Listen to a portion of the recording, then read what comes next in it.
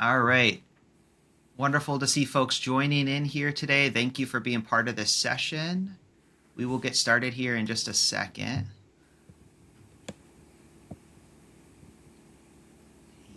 And a second is gone. Shelly, so wonderful to have you today, and it's great to have so many people on the call. Thank you for the new folks. Thank you for joining. For the old ones, good to see you again.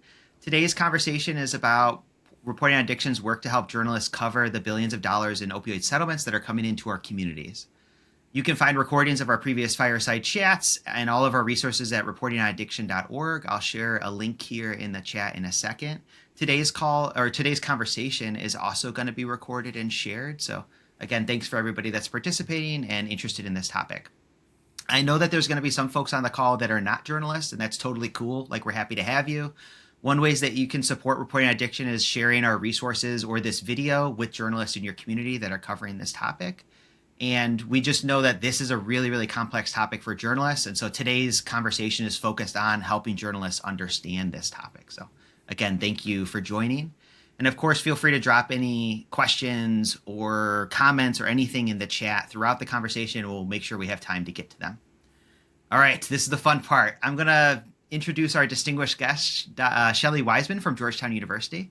Shelly is a human rights lawyer who currently serves as the Associate Director of the Center on Addiction and Public Policy at the O'Neill Institute at Georgetown Law, and a faculty member at Georgetown's Masters of Science in Addiction Policy and Practice.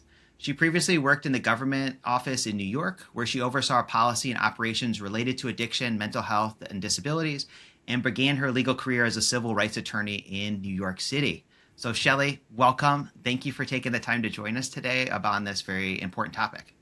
Thank you. Really glad to be here. Of course. So, we know that there's 14 or so more years of opioid settlement money that's flowing into our communities. And of course, in anything that's over 18 years, there's going to be some high and low points in government budgets. For various reasons, we seem to be at one of those budget crisis moments. How do you see the impact of the budget crisis on opioid settlement money? And also, why is it important for journalists to track how governments are talking about and spending this money?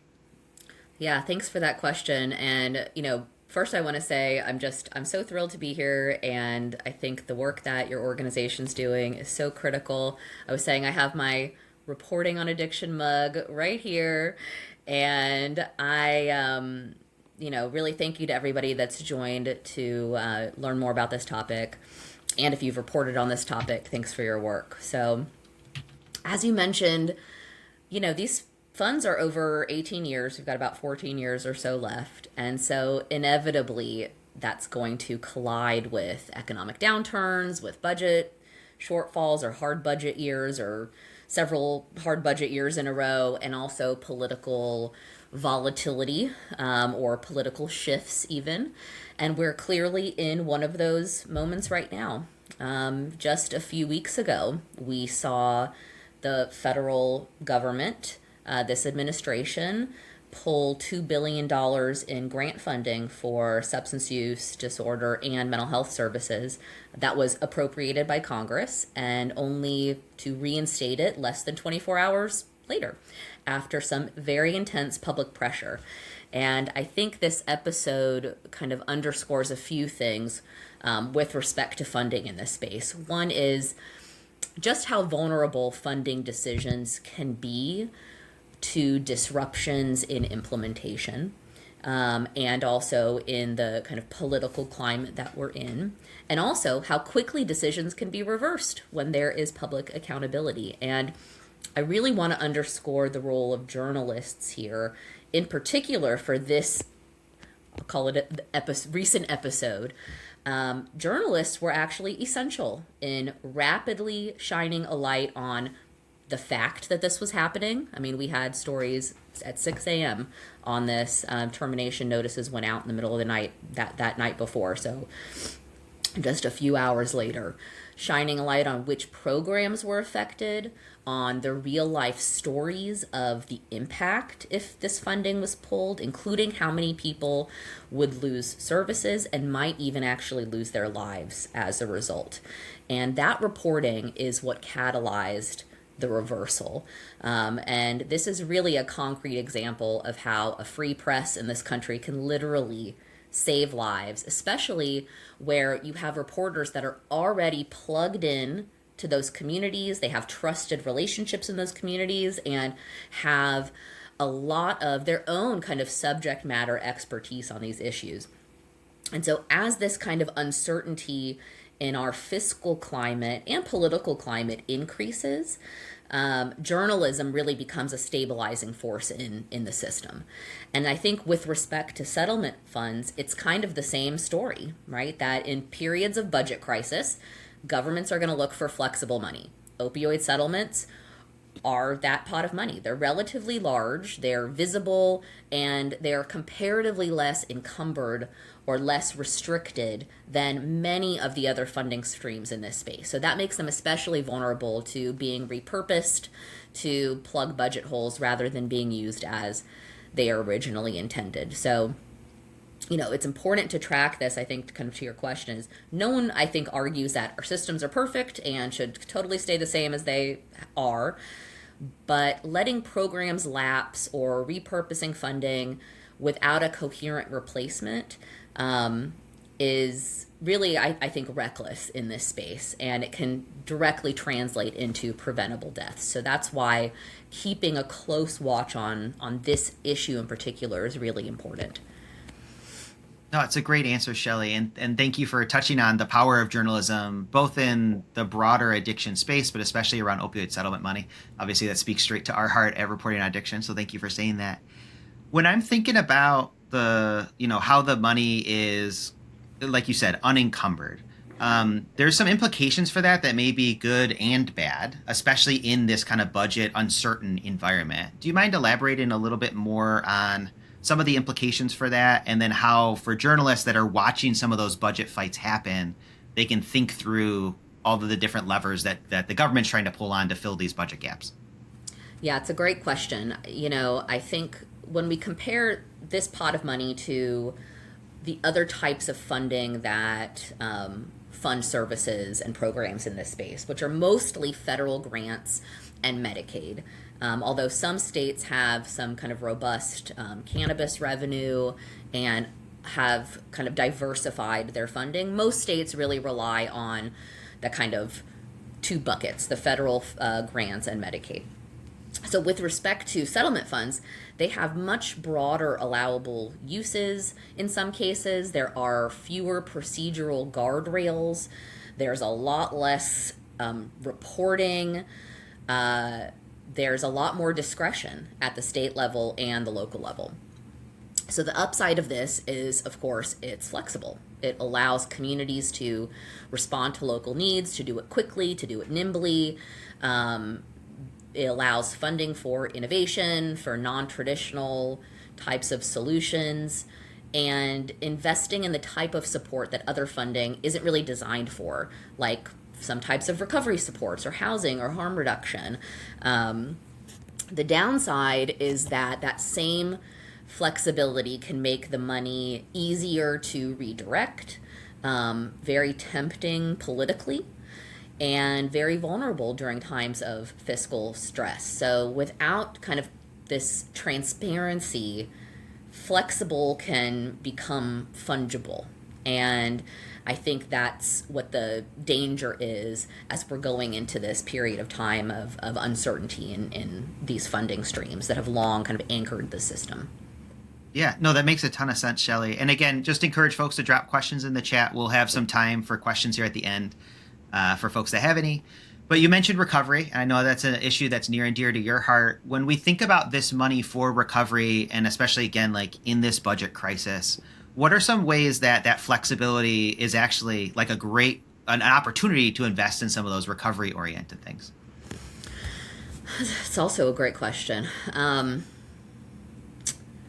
So as somebody who's personally in long-term recovery, so that's been part of my journey and what brought me to this work, I can tell you that treatment was a very tiny slice of the reason why I'm here talking to you today. And I think for many people on this journey, they would probably say the same thing, that treatment maybe was important, but recovery is what happens with the rest of somebody's life. And I think that's something that many people don't know or don't see or think about, that treatment is really a catalyst, but it's things like a sense of purpose, a sense of community that really sustain people, and not just for the first few days or first few weeks that they come onto this journey, but for a lifetime. And recovery is really about the things that make living a life possible. It's, we talk about health, home, community, and purpose. Those are the 4 domains that SAMHSA has set out for what recovery means. But it's even beyond that. Like, someone can have a home, but is it a stable home? Is it a safe place to live? Is it a place where they can launch a life, where they can have their kids, having that economic stability? People want to work. People want to get back to having a life. And it's not just about those kind of transitional moments either. It's about stability and connecting with other people. We've seen a huge explosion in peer support over the past few years. And while it's been great to have people with lived experience who are actually getting funding to help other people who they have walked in their shoes, it's a whole new industry, and it needs research, it needs best practices, people need support and supervision and funding. It's just one example. So, I think we mean a great many things when we talk about, what are the things that are going to sustain somebody to live a life on this journey. Yeah, no, Shelly, that makes a ton of sense. And I think it nicely segues into the next question, which, when we're thinking about like the budget environment and the opioid settlement money, and particularly that idea of expanding services. So like you said, with peer recovery coaches, in a licensed sort of sense, there's like a structure around it now, like it's new in that way. But having peers walk alongside you during recovery is a well-established part of recovery for decades, right? But when we think about, replacing services versus expanding services versus like having the money be treated as a slush fund, there's all sorts of like legal terms like supplementation and supplantation. How can journalists really kind of get their hands around, that idea of expanding services versus filling budget gaps versus, switching that money that was for peer recovery support to like a different thing, and now you got opioid settlement money paying for it? Yeah, I think that's the tricky part. And I think that's a part that advocates really struggle with, and where journalists could really be a catalyst. So, I think about how we got into this problem in the first place. We had, and still have, a very fragmented system that was not nimble, not adaptable, not equipped to respond to people's needs quickly in an individualized way with, strong kind of interconnectedness and quality, and prioritizing the whole person, right? So we really have a mishmash of services that have been this kind of boutique system over the years. And, when this issue exploded and we needed a system that met that need, it just didn't exist.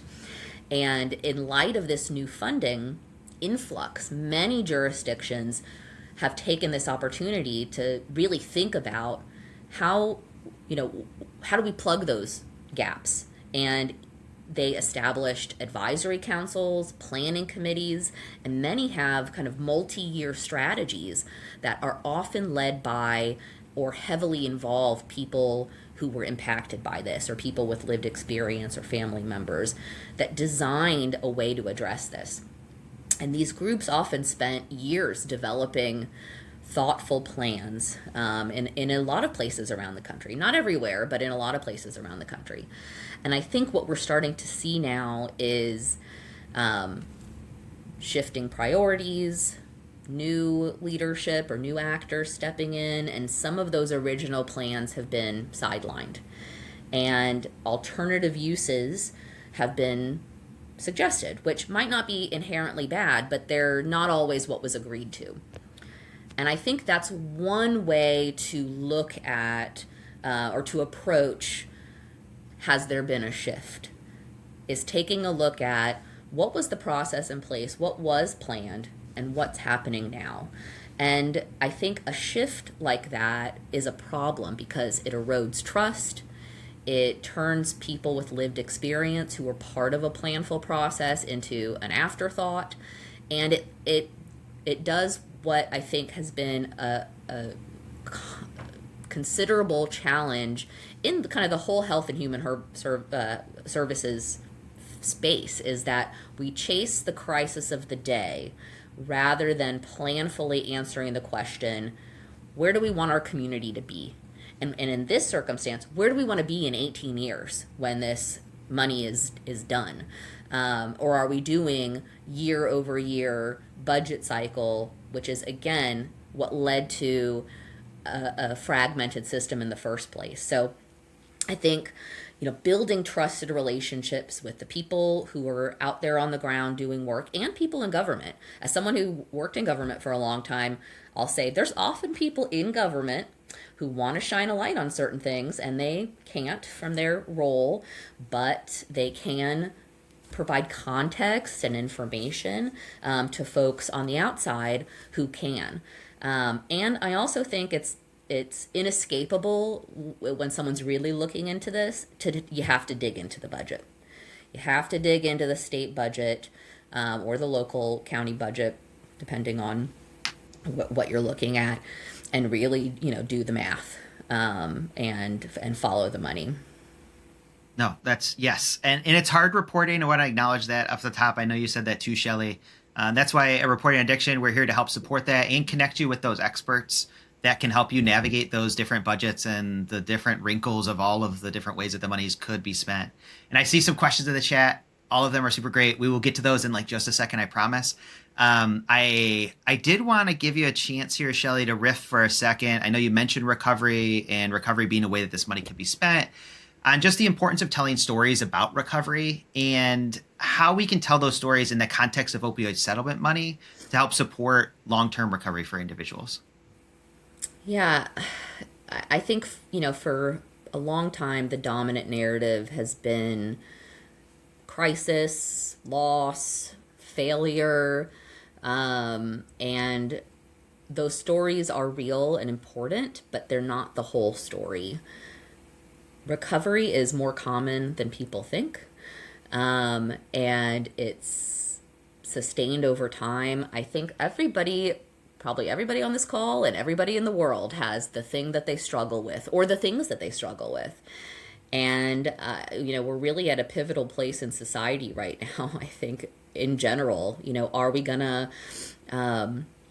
give in to those struggles or do something different? And I think when we tell stories of how people got support that they needed, how people built community, how community comes together to solve a seemingly intractable challenge in society, and when people are able to turn around and take their problems and turn them into something that makes their slice of the world a better place, that infuses hope into a world that might sometimes be devoid of hope, I think. And I think applying this narrative of hope and support and community to tackle some of the other challenges in society is something, it's bigger than just addiction and recovery.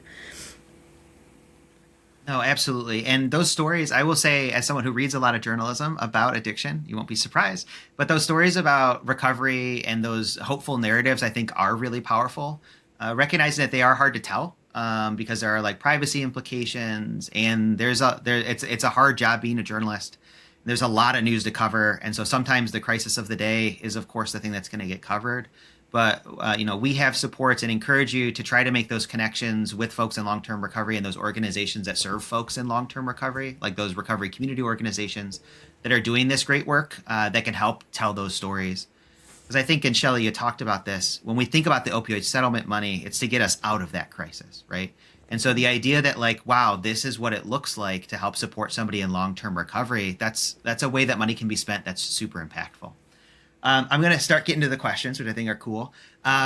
Shelly, you might not know the specific LinkedIn post, but I know that we were just talking about the recent federal government announcement related to recovery. And so somebody had linked to Regina, who you know well, LaBelle's LinkedIn post about the recovery announcement yesterday. I don't know if you want to talk a little bit about that announcement and maybe how, especially journalists on the call, how they might think about the federal government's conversations around recovery right now and how that intersects with opioid settlement money. Oh, what a great question. I and Regina LaBelle, I work for her. She's an incredible human being and ally to people in this struggle everywhere. And I feel very fortunate to work with her every day. I guess to that I'll say actions speak louder than words. And what our systems need is a vision and sustained funding. And you can't separate the policy from the money. Everybody has an idea of how to solve this problem. Everybody has probably many ideas. I'm sure everyone on this call. But if we don't have a sustainable infrastructure and funding to back it up, then it's just an idea. And so that's what I'll say to any announcement, both from the federal government or any state, even the state where I worked and was in charge of announcements. It's got to follow the money. Yeah, put your money where the mouth is. Exactly. Yes. So I'll thank you for saying that. I got a question here from David, and I think part of what they're getting at here is, and I guess we just jumped in with this concept, and I thank you for calling it out, David. Just defining what is supplantation, because it is kind of a tricky space, especially with the budget changes. So if you don't mind talking a little bit about like how supplantation could work in the opioid settlement context in a budget crisis, and just riff on that for a second. Yeah, I think it's tricky. So at the bottom line for supplantation is if let's say a state spent $200 million a year on substance use disorder services, and they got an influx of $200 million from settlement funds. And the next year, their budget for substance use disorder services is still $200 million. Well, you would think, where did that first $200 million go, right? So that is kind of traditional when we think about supplantation, what we mean. That money was replaced that would have otherwise gone to fund this issue. So the settlement dollars under kind of supplementing rather than supplanting would be new money on top of the state's budget. So when you look under the hood, it's not just about grant funding, it's also Medicaid and other types of spending. In a budget crisis, that is a bit more challenging because you could have what the state wanted to spend, but then they lost $100 million in federal grants. So, is it supplantation if they then spend $100 million of settlement money on what they would have otherwise used that federal grant money for? Some people might say, yeah, they should find that $100 million somewhere else. And some people would say, no, they actually are using it for, it still is new money. So I think the bottom line is looking at what is that funding being spent on? Is it still about addressing this issue, number one? Is there another source of funding that could have been used that just wasn't, that was used for something else instead? And then, there was a third thing that went out of my head, but I think those are two of the main ones, right? Could they have used other funding and they used this instead? I think is the question. Oh, I know the third thing is, nope, it's gone. That's all right. I'm sure it'll come back in the middle of the night later. Yeah. And I think what you're getting at there too is the idea of opioid settlement money, which is a beautiful idea, is to expand services. But when there is this environment of budget cuts and budget tightness and whatever, that ideal of expanding, maybe that's a lot harder to do. But also still keeping an eye on the fact that that doesn't necessarily mean that it should be a one-to-one replacement for all of those things. And like you said, there might be other revenue streams that could be tapped into. And I know advocates are trying to get those other revenue streams put towards this issue. Because like you said at the beginning, at the end of the day, it's been siloed, but there hasn't been enough investment for the other, I don't know, at least 25 years of this crisis, but well beyond this in this space. So we just need to keep trying to pump money into it. And when you start to see things being replaced and shifted towards other things, again, hard as a journalist to keep track of. But those folks on the ground and those folks in those government positions, like Shelly mentioned, they have a really good line of sight into when those things are happening. And they'll be able to say, hey, I used to have this amount of money and now it's coming from this other place. So they can help you tell those stories and think through those stories for sure. So like Shelly said, building those connections with those local folks is a really powerful way to tell these stories. Of course, at Reporting Addiction, we can help out with that. Another one here, and we'll show it, which I think I can do. So who holds money holders accountable for making sure it's being spent for its intended purposes? Is that state legislators? Is it journalists? Is it nobody? Well, how does accountability work in this space, Shelly? yeah. Well, there's a few layers here. One, when you look at the actual settlement agreements, so it's actually, when we talk about the settlement money, it's not one settlement, it's a bunch of settlements. There's a big giant one that's like about half the money, and then there's a few other ones. And really, the recourse through the settlement is the defendant, which are the pharmaceutical manufacturers, distributors, and retail pharmacies, would have to go to the judge and complain about how the money's being spent. The likelihood of that happening is not high, I would say. So that leaves other avenues. So through the settlement, that's it. That's the only recourse. So that leaves other avenues. So there's a few. One is that a number of states have actually passed laws that provide guardrails around the decision-making of this funding, who gets to decide what they have to do, the supplementation versus supplantation issue. So, your state might have a law that's robust about this. So that, going to the legislature would be one avenue there, or to draft a law. We actually have a model piece of model legislation that a number of states have adopted about this. The other place is there are agreements between the state and counties about how the money should be spent, how the money should be allocated, allocation agreements. So there may be guardrails in those agreements. In some states, the agreements are pretty bare bones. In others, they're very detailed and require a lot of coordination and reporting and dashboards and all kinds of things. But I think at the end of the day, it's really going to be about the public pressure, and the press and journalists are just an enormous vehicle for shining a light on it. So, you have these kind of legal and procedural guardrails, but there's not a lot of legal recourse. Like, often you're not going to maybe in some states, but often there's just going to be no avenue for like a lawsuit about it. It's really going to be the court of public opinion. Yeah, no, Shelly, 100% true. And I'll end off with a one that you can just slam dunk, or whatever the analogy would be. These are all great questions again in the chat. So sorry we didn't have more time to get to them. The question here is about making sure that folks understand, journalists included, that there is a distinction between prevention, harm reduction, treatment, and recovery. And that recovery, there is some overlap between those different things. But generally, like, recovery and the things that would support people in long-term recovery can look a little different than those other buckets.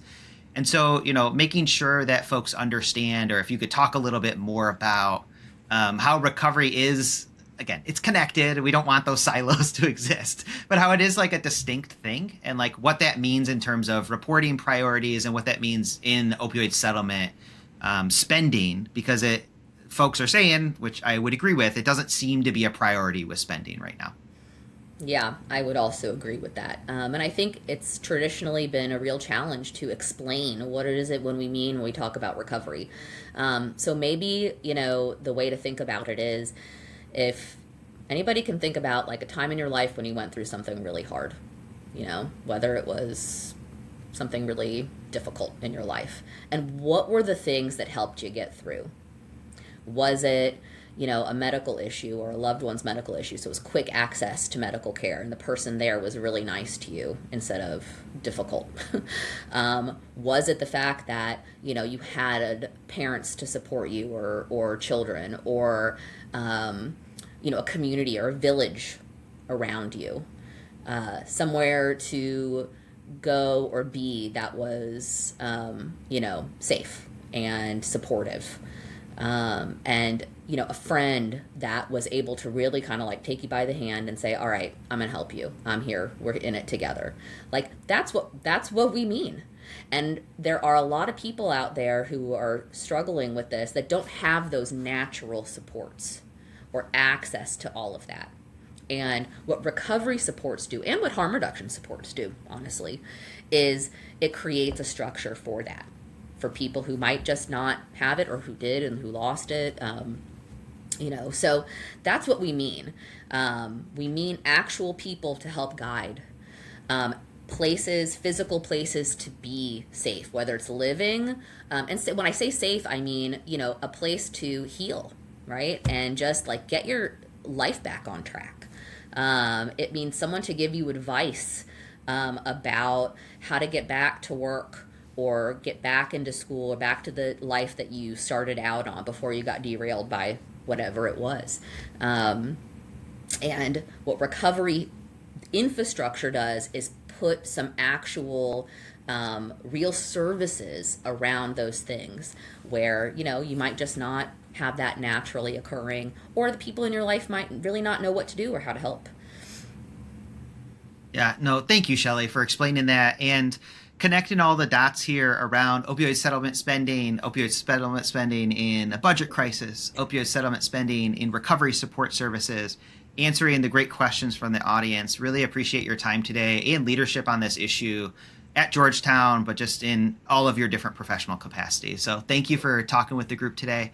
Audience folks, please make sure you check out our resources on reportingonaddiction.org. We have a number of things for journalists, not just about opioids. We help people across drug use and recovery reporting, from student journalists to professional journalists. And we help experts prepare for and how to talk with journalists, because as Shelly talked about, we want to make sure those stories are getting out there. So thank you, everyone, for taking the time today, and feel free to reach out at any time with any questions. Thank you, Shelly. Thank you.